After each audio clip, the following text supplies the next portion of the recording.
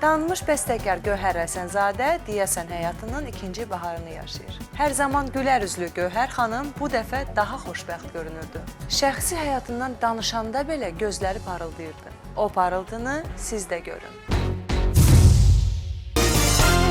Bəstəkar Gövhər Həsənzadənin gözləri doldu. Ortağım və ən böyük müəllimim. Xanım bəstəkarımız yeni işbirliyinə başlayır. Bu dəfə qardaş ölkənin sənətçisi ilə. Bu sənətçi və işbirliyi haqqında Gövhər xanımdan eşidək. Kaan Yalçın Türk dizilərində çox aktiv hər zaman iştirakçı, oyuncu, çok peşekar bir insan. 10 seneyi aşkın zamandır Gövhər Hanım'la tanışıyoruz. Ben onun iki bestesini seslendirmiştim albümümde. Bir albom üzərində çalışırıq. Bu albomu bitirmək üçün artıq illərdir bu albomun üzərində düşündük. Sən demə, bəstəkarımızın Kaan bəy haqqında başqa fikirləri də var. Bizim Azərbaycan sənətkarlarının klip çəkilişində Kaan bəy təmənnasız olaraq çəkilişdə iştirak. Bunu biz indi bir seçimlər eləyəcəyik. Beynimdə biriləri var. İnşallah onu tam etdiyimdə ilk sizə söyləyəcəm inşallah açıqlamasını. Kaan bəylə sağollaşıb söhbətimizi Gövhər xanımla davam etdirdik. Ay Gövhər xanım, qızınız Nilgün necədir? Yaxşıdır, yaxşı dediyim zaman şükür Allah sağ-salamatdır.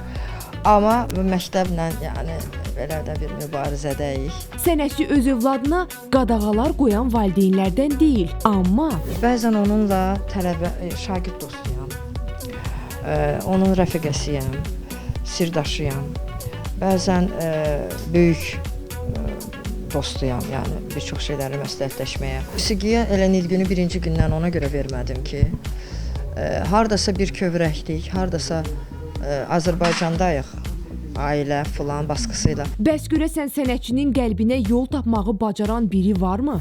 Ailəmizdə itki baş verməmişdən öncə bu barədə biraz düşünməyə başlamışdıq. Bəzi fikirlərim də var idi. Amma qurban olduğum bəlkə də zamanı deyil dedi. Bəlkə də belə oldu ki, mən qərarımı bir zamana buraxım. Amma düşünürəm qərar vermək üçün bəzi şeylər var beynimdə. Düşünmürəm ki, bu barədə heç planlarım yoxdur. İnşallah, amma bu durumda deyiləm indi. Toparlanıram. Yəni darmadağın bir insanın toparlanması üçün toparlandıqdan sonra tam olanda artıq bu da var deyə bir şeylər düşünəcəm yəni. Gövhər xanım bəzi mənəm deyən gənc bəstəkarları tənqid etdi. Bu günləri mən özümə müəllim bildiyim adama bəstəkar deyirəm.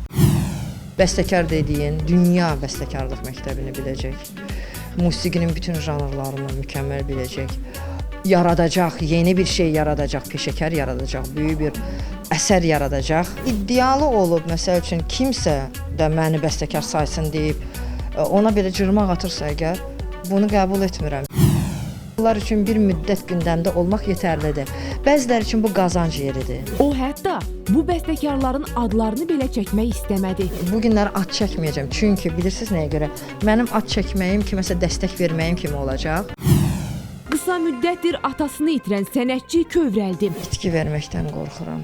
Anama görə bugün bir çox şeyləri özümə zorladım.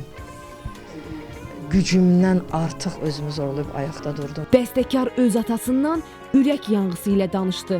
Nə öyrənmişəmsə, nə bilgim olubsa, ən birinci heyfsiləndiyim də o oldu ki, savadımın çatmadığı, mənə bir sual verdikləri zaman, mikrofon qarşısında olsun, ya bir böyük bir qurumda olsun, həmən atamın telefonu yığıb, o söz necə deyirlər, o filan tarix necə oldu deyə bir ensiklopediyam o yoxdur və elə bir an yoxdur ki, mən hiss eləməyim ki, o yoxdur.